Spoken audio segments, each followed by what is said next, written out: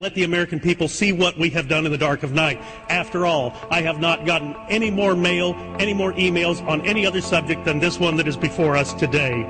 Mr. Speaker, I understand we're under martial law as declared by the Speaker last night. Many of us were told in private conversations that if we voted against this bill on Monday, that the sky would fall, the market would drop 2,000 or 3,000 points the first day, another couple thousand the second day, and a few members were even told that there would be martial law in America if we voted no. They say, trust us. Trust us, the people who brought us Katrina, to be competent in face of a disaster. Trust us, the people who brought us warrantless wiretapping and other excesses eroding our civil liberties. Trust us. Maybe the plan just really doesn't exist, and that's why they won't show it to us. If you live in the heartland of America, you have to listen up.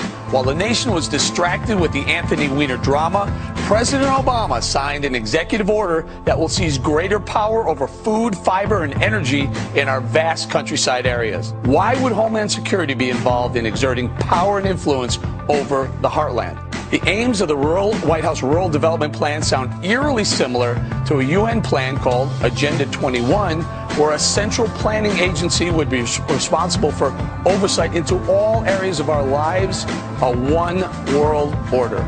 Sound familiar? You say that would mean that we the people, the United States Constitution, would be circumvented at the altar of this one world what? One world government, one world secondary. We would be, our sovereignty would be subject to the dictates of the World Trade Organization, the World Bank. This is AIG, Goldman, and you know what? The Bavarian Illuminati, the Trilateral Commission, Goldman Sachs, and the Queen of England are not all bad. Goldman can be the first to rally hard enough to fix itself. I call it a virtuous circle that makes the stock even more attractive. Oh, by the way, I am part, just like when I always play with an open hand, I am part of the powerful cabal of ex-Goldman associates that controls the world. We economic hitmen have created the world's first truly global empire. And it's the first empire in history that's been created primarily without the military. Out of the ruins, something new will take seed. I want to believe that we can not collapse, but change.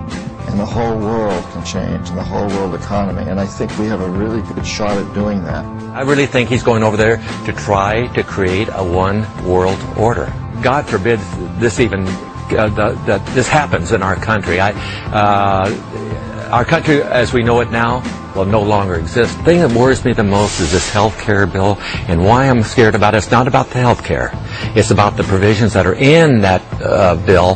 One is that if this thing passes, the government will have the right to come into our home and regulate how we raise our children. What's happening is we are now in a state of martial law and war globally. NDAA, National Defense Authorization Act, that Obama has called for and signed, stipulates that even American citizens can now be targeted by the military, picked up and imprisoned indefinitely without civilian trial, thus throwing out our due process, our habeas corpus clauses. So we are now in the state of martial law. Everything is now putting conditions for a total war state. I mean, McCain called for the whole America becoming part of the so-called battlefield.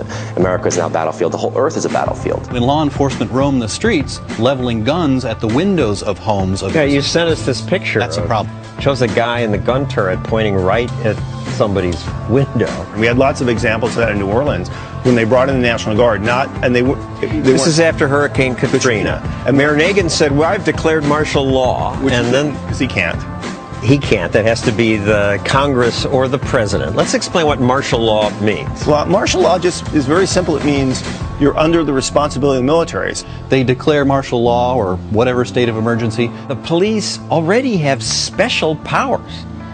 There are only two ways to do things in life: voluntarily or forced. Only government police officers, for example, have the right to use force on others. They can detain us, jail us, shoot us if they think it's necessary. That's why it's important that we have this, the Constitution. But the police don't always respect this. Like most people, they're happy to acquire more power and money. Does the government work for us, or do we work for the government? How has the United States changed from a humble, peaceful republic into a police state? Have you ever noticed that the government always claims that when it does these things, it does so in the name of safety? When is the last time you heard the government give, as a basis for its behavior, personal freedom? the slow transformation into a military police state. We now have police dressed like Army Special Forces, driving armored tanks and holding assault rifles, the sight of which alone is enough to terrify innocent people into submission. The militarization of local police departments is not only changing the way peaceful communities once looked, it's also bringing the battle mentality to our neighborhoods. We may not see police as a threat to us now, but when peace officers are geared up like soldiers, they'll eventually act like they're going to war. Who could want a government that punishes people for speech, that lets its own agents write their own search warrants, that fights wars just to keep the military-industrial complex busy, that debases all you own by printing worthless money and putting it into the stream of commerce, that gives away more than half the tax dollars it collects, and that, despite express provisions in the Constitution to the contrary, permits the president to lock up whoever he wants and to throw away the key? Whether you believe that we are the highest order of natural selection, or whether you believe, as I do, that we were created by God in His image and likeness, you know in your heart that these natural yearnings, as St. Thomas Aquinas and Thomas Jefferson called them, are our natural rights, are a part of our humanity, and cannot long be denied us. And yet, they have been denied. America, the greatest losses to our freedom have come not from someone attacking us, but from the government ignoring the Constitution and the majority letting them get away with it. And we should make the government afraid of us. Afraid of us. Because as Jefferson reminded us, when the people fear the government, there is tyranny. But when the government fears the people, there is liberty.